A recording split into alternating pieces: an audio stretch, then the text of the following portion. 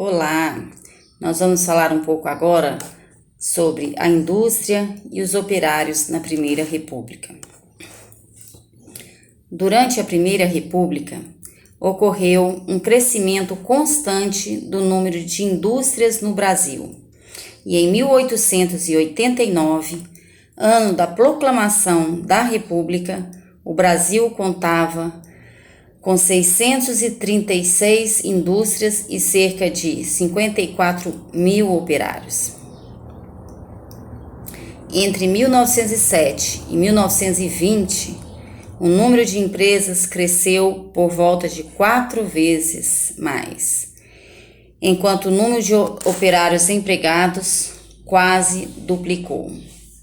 Durante muito tempo, se disse que esse crescimento deu-se, em grande parte, aos efeitos da Primeira Guerra Mundial, que ocorreu em 1914 até 1918, sobre nossa economia, quando o país foi forçado a fabricar o que antes importava. Estudos recentes, no entanto, demonstram que a indústria brasileira ela foi estimulada por 4 fatores principais: capitais nacionais acumulados com a exportação agrícolas, sobretudo de café, disponibilidade de matérias-primas, grande oferta de mão de obra barata e um sistema de transportes ligado aos portos. São Paulo tornou-se o estado mais industrializado do país.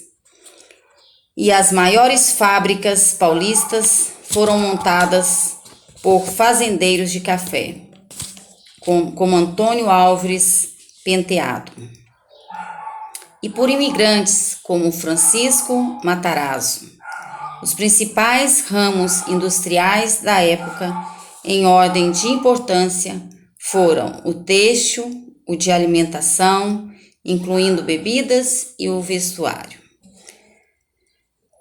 Os processos de industrialização e de urbanização de uma região para outra, variavam bastante de uma região para outra. Na região sudeste, sobretudo São Paulo, receberam os maiores investimentos, liderando a corrida industrial no país. Os processos de industrialização e modernização ocorreram ao mesmo tempo em várias cidades. Em 1880, em São Paulo, que era uma cidade pequena, provinciana e politicamente pouco importante para o Império. Sua área mais urbanizada era formada pelas ruas Direita, do 15 de Novembro e São Bento. Com o boom da economia cafeeira, a cidade ganhou uma extensa rede ferroviária, comercial e financeira. E da década de 1870 passou a crescer em ritmo acelerado. Com o crescimento da cidade, o centro antigo de São Paulo deixou de ser desejado como área residencial.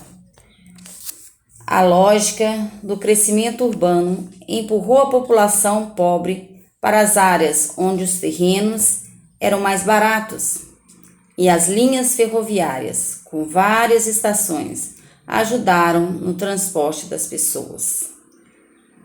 Alinhadas a essa rede ferroviária, ergueram-se também indústrias que, na época, se tornaram um elemento característico da paisagem paulista.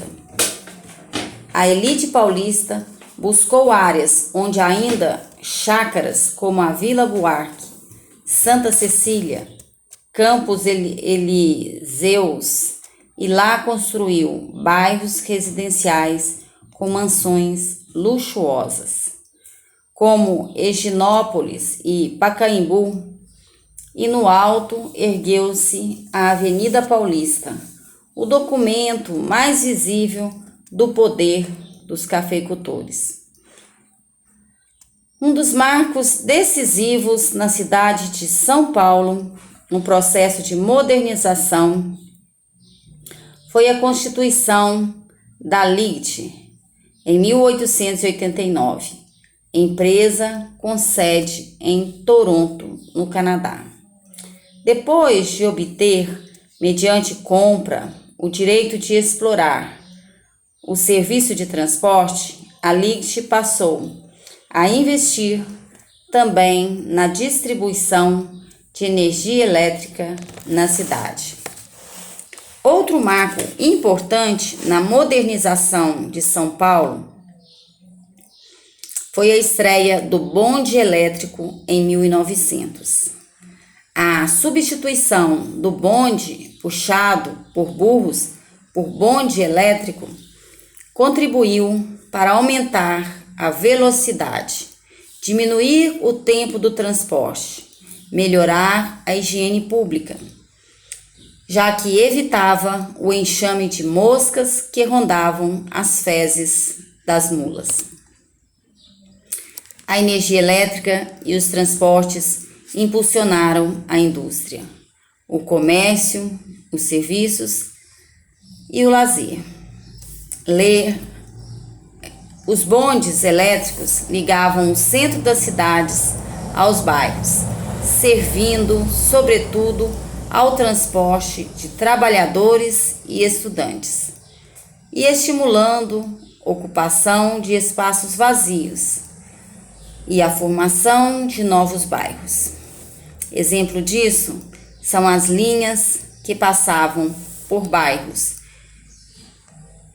como Penha, Santana, Jabaquara, Santo Amaro e Pinheiros. Nos anos de 1920, enquanto o centro de São Paulo se verticalizava com a construção de inúmeros prédios, a periferia da cidade se expandia com a formação de novos bairros. Na década de 20, a população de São Paulo saltou de 580 mil para 888 mil habitantes. Crescimento de mais de 50%. Referindo-se a esse crescimento vertiginoso da cidade, o poeta Mário de Andrade chamou-a de Pauliceia desvairada. E entre 1890 a 1920, outras importantes cidades também cresceram. A população do Rio de Janeiro passou de 522 para 1,1 milhão de habitantes, e a de Salvador de 175 mil para 285 mil habitantes. Na Primeira República, a industrialização, a urbanização estiveram estreitamente associados à imigração. E em 1890 a 1930, cerca de 3,2 milhões de imigrantes vieram para o Brasil em busca de uma vida melhor. O salto populacional da cidade de São Paulo deu-se em parte ao afluxo de um grande número de imigrantes e de pessoas saídas do interior em busca de uma vida melhor. Partiam dispostas a trabalhar em profissões liberais, no funcionalismo público, no comércio, no artesanato, fábricas, até mesmo em construção civil.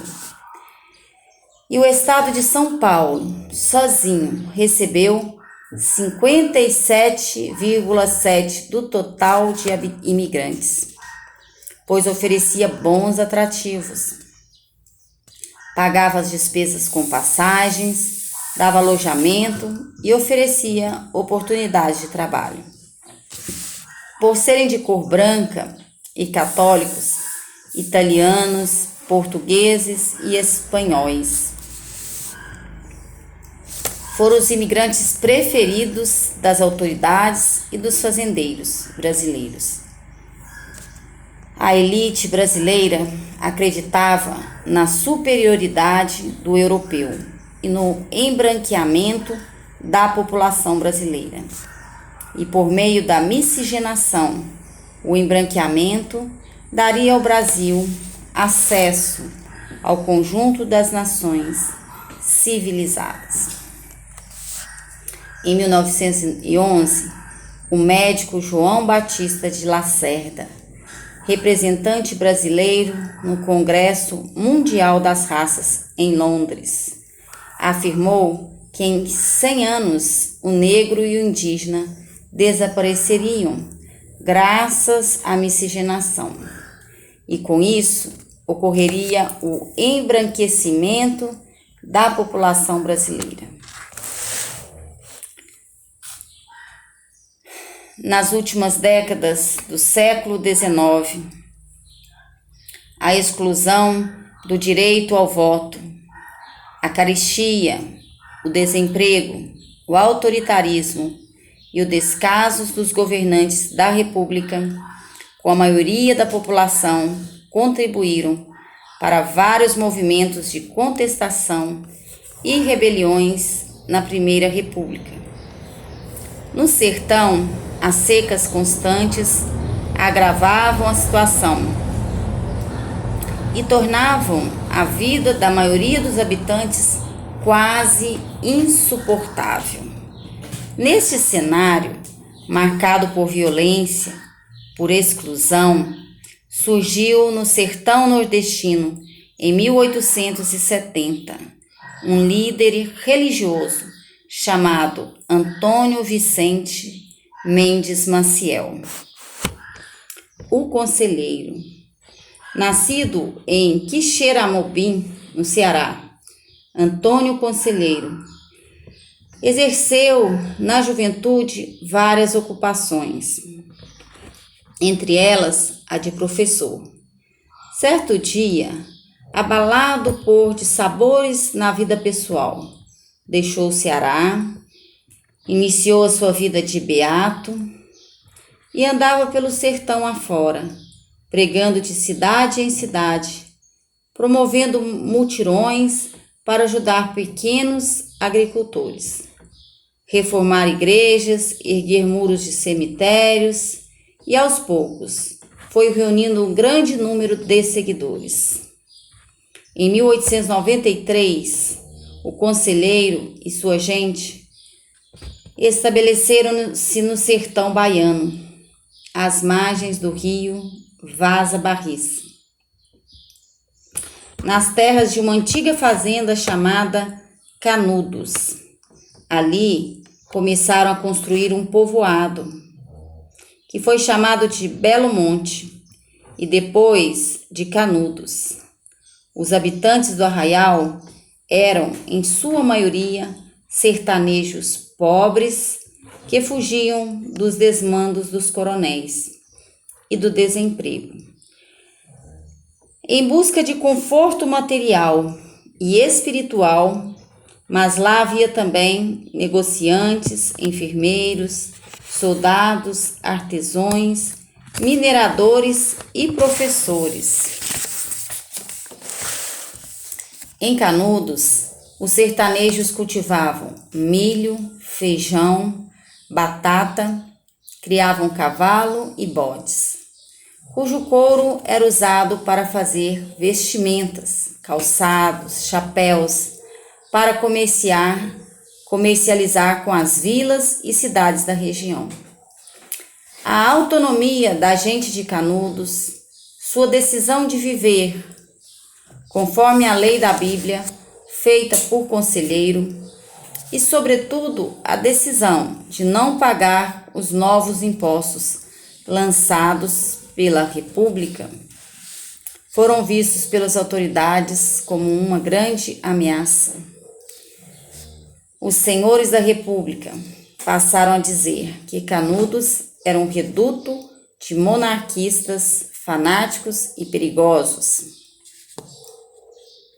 Foi o que bastou para que o governo enviasse várias expedições militares contra Canudos. E nos confrontos, os sertanejos saíam da mata fechada, gritando vivas a Bom Jesus e a Antônio os Conselheiros, e atacavam os inimigos com armas de fogo, facas, facões. As 3 primeiras expedições foram vencidas pelos sertanejos no meio da tática de emboscadas. E a imprensa oficial transformou a liderança de Canudo, conselheiro João Abade e Pajeú, nos maiores inimigos do progresso e da República. E o então presidente da República, Prudente de Moraes, enviou a Canudos uma nova expedição com mais de 6.000 soldados, que com um dinamite e balas de canhão arrasou o arraial. E em 5 de outubro de 1897, as casas de Canudo tinham sido incendiadas e a sua população massacrada. O corpo de Antônio Conselheiro foi decapitado. Em Santa Catarina e Paraná, uma área contestada pelos 2 estados, ocorreu outro movimento de sertanejos pobres e muito religiosos. No começo do século XX, reinava um clima de forte tensão social na região do contestado, pois os coronéis locais expandiam suas fazendas de gado e de erva mate, tomando terras dos indígenas e dos poceiros à força. A tensão aumentou ainda mais quando o governo do presidente Afonso Pena, em 1906 até 1910, contratou uma empresa estadunidense, o Brasil Railway, para construir um trecho da estrada de ferro entre São Paulo e Rio Grande do Sul. E com parte do pagamento, cedeu a ela uma faixa de 15 quilômetros de cada lado da ferrovia. E em 1911, a empresa criou outra, a Lumber, que se comprometeu a localizar a região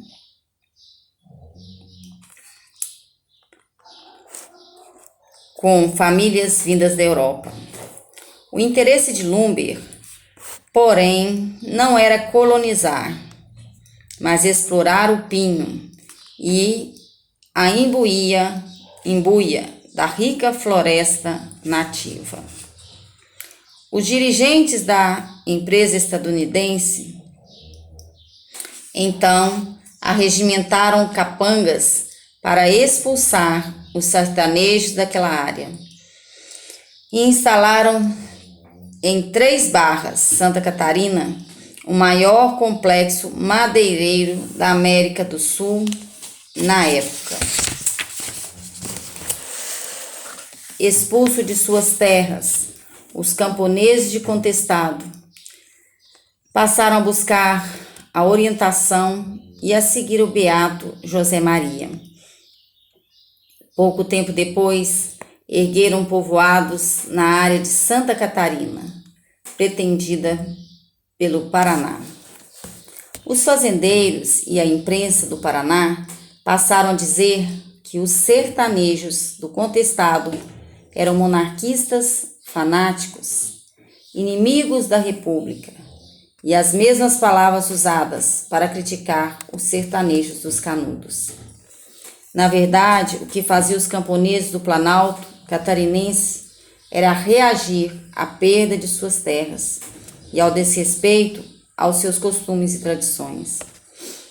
E o governo do Paraná enviou forças militares contra o contestado, e durante a luta que então se travou, o monge José Maria e o comandante adversário morreram.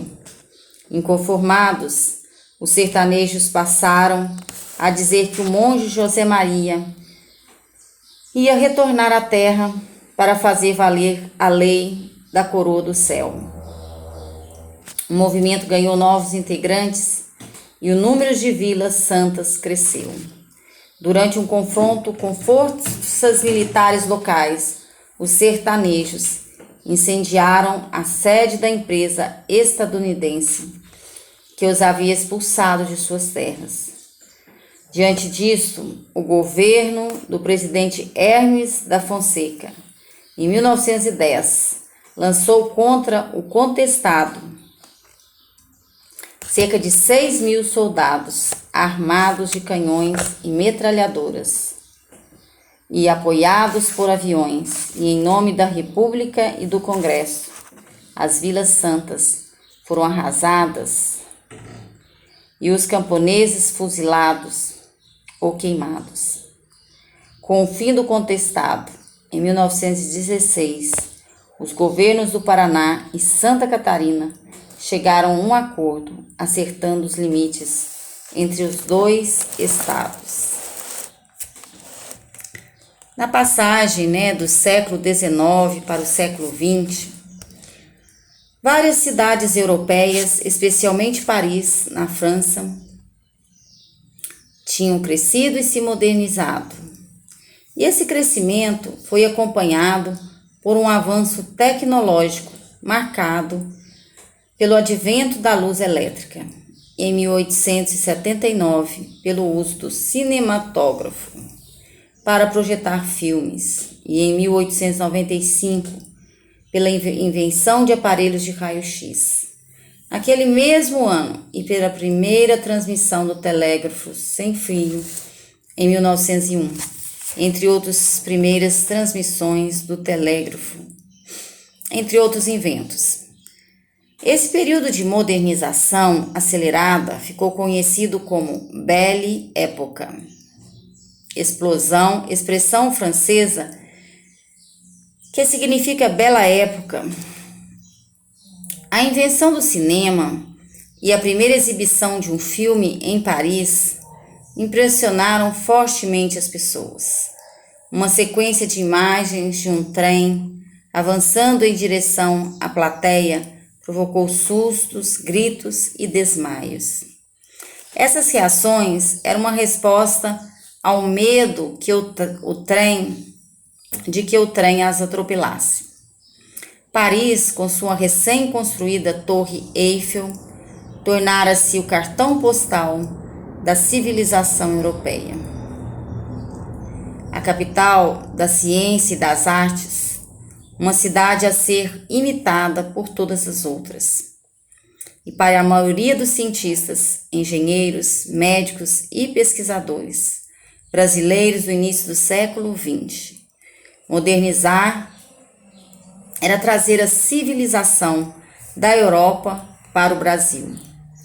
Isto é, higienizar as nossas cidades, promovendo reformas urbanas, a exemplo das feitas em Paris.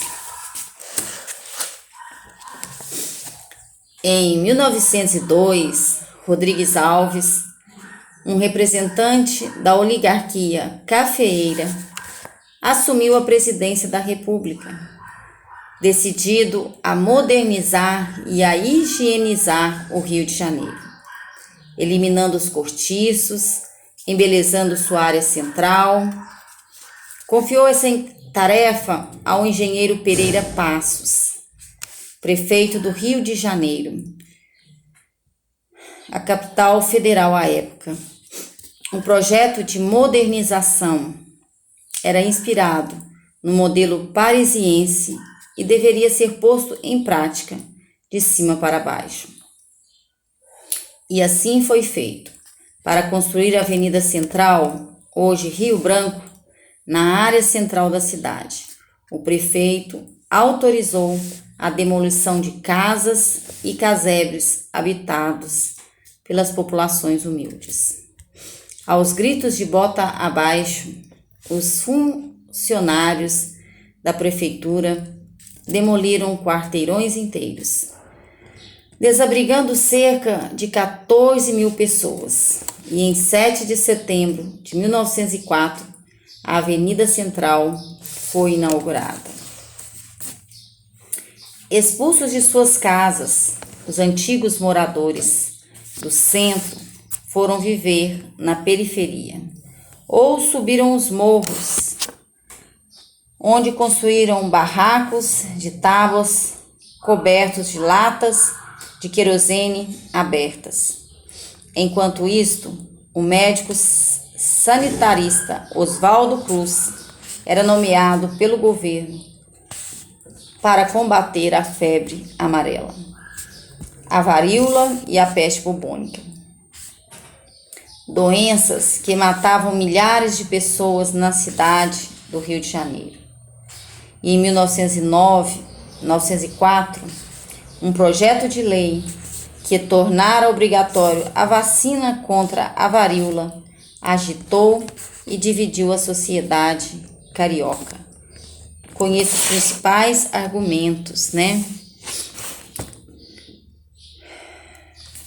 Convencido pelo médico Oswaldo Cruz, o Congresso aprovou, em 1904, a Lei da Vacina Obrigatória, que autorizava os funcionários da saúde a vacinarem contra a varíola todos os brasileiros, a partir de 6 meses de idade. E os desobedientes eram ameaçados com multas e demissões.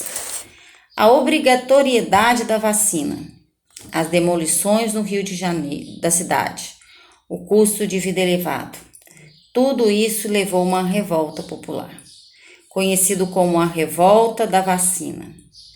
E de 10 a 16 de novembro de 1904, ocorreram intensos conflitos de rua no Rio de Janeiro, armados de paus, pedras e pedaços de ferro.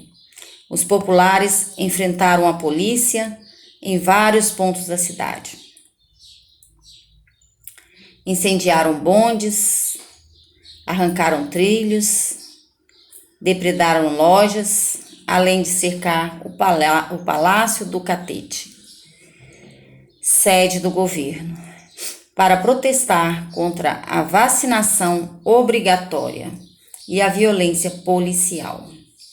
O governo ordenou que seus navios de guerra bombardeassem os bairros operários situados na orla litorânea e, ao mesmo tempo, suspendeu a obrigatoriedade da vacina contra a varíola. A revolta foi desarticulada e os seus líderes foram lançados aos porões de um navio e enviados ao Acre, território que tinha sido incorporado ao Brasil em 1903. No início do século XX, o ambiente das fábricas era muito insalubres, mal iluminados, sem ventilação adequada. E os operários, eles trabalhavam cerca de 14 a 16 horas por dia.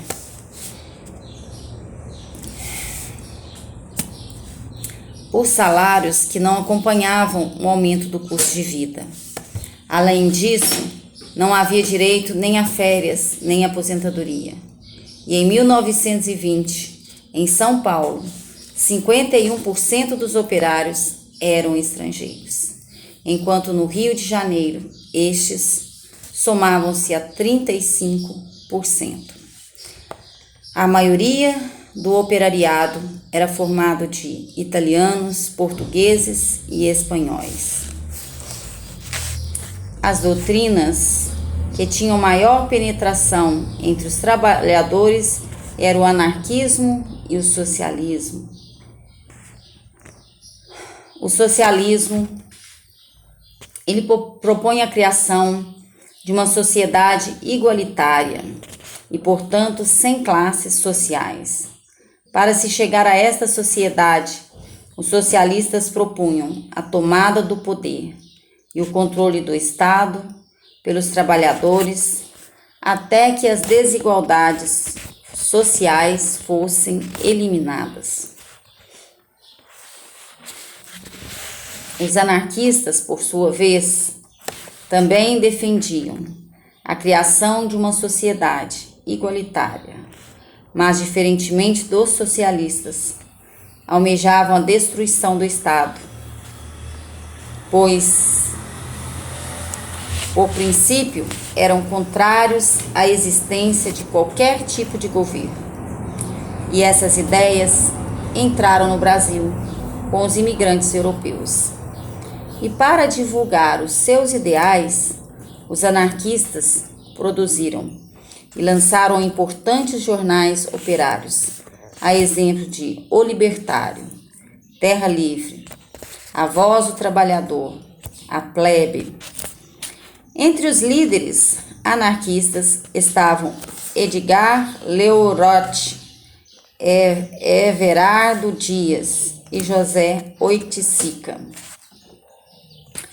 Divulgando suas ideias e convencendo seus companheiros, os anarquistas esperavam chegar ao seu objetivo maior, uma greve geral revolucionária que poria fim ao Estado e ao capitalismo. E apesar das frequentes rivalidades entre brasileiros e estrangeiros, assistiu-se na Primeira República à formação de um movimento operário combatido e atuante. E em 1906, o Operário realizou no Rio de Janeiro o primeiro Congresso Operário Brasileiro, reunindo trabalhadores de várias partes do Brasil. E esse congresso foi conduzido principalmente por lideranças anarquistas e decidiu lutar pela jornada de 8 horas de trabalho e pela regularização do trabalho feminino. No ano seguinte, a partir de 1º de maio de 1907, os operários fizeram várias greves com esse objetivo. O governo reagiu, reprimindo e prendendo trabalhadores. Além disso, o Congresso Nacional aprovou, em 1907, a Lei Adolfo Gordo, que determinava a expulsão do país de imigrantes que participassem de greves. Mais de uma centena de operários estrangeiros acusados de promoverem greves foram expulsos. Apesar disso, as lutas operárias continuaram intensas. E em 1917, os operários de São Paulo realizaram a maior greve ocorrida na Revolução, na Primeira República. O movimento iniciou-se com a paralisação de algumas fábricas da Moca, do Ipiranga, bairros da capital paulista, e logo se alastrou em uma das manifestações dos trabalhadores, às portas de uma fábrica de tecido do grupo Matarazzo. A polícia abriu fogo contra a multidão, baleando o operário anarquista José Martins, que morreu no dia seguinte. O enterro do jovem operário foi o estopim de uma greve geral em São Paulo. E para voltar ao trabalho, os trabalhadores exigiram jornada de 8 horas, aumento de salários, abolição do trabalho noturno para mulheres e menores de 18 anos, pagamento pontual, diminuição dos aluguéis e congelamento dos preços dos alimentos. O movimento grevista se alastrou para o Rio de Janeiro, Paraíba, Minas e Rio Grande do Sul. E em São Paulo, os patrões concordaram em aumentar os salários em 20% e prometeram não dispensar nenhum grevista e fazer esforços para melhorar as condições de vida dos trabalhadores. Diante disto, o operariado paulista voltou ao trabalho. Terminada a greve, porém, os empresários passaram a perseguir, demitir os principais líderes do movimento. E nos anos seguintes, a greve geral de 1917, as lutas operárias por melhores condições de vida e de trabalho prosseguiram. E nesse contexto, um grupo composto por operários e intelectuais, anarquistas e marxistas, fundou, em março de 1922, o Partido Comunista do Brasil. Os comunistas, ao contrário dos anarquistas, contaram com uma organização centralizada e nacional e eram favoráveis à participação das eleições. Por meio delas, esperavam transformar a sociedade. A mobilização do movimento operário continuou e em 1926 o PCB criou o Bloco Operário, Frente Eleitoral, que depois passou a se chamar Bloco Operário e Camponês, na campanha para presidente da República de 1930. O BOC, Bloco Camponês, lançou um candidato próprio, o marmorista Minervino de Oliveira.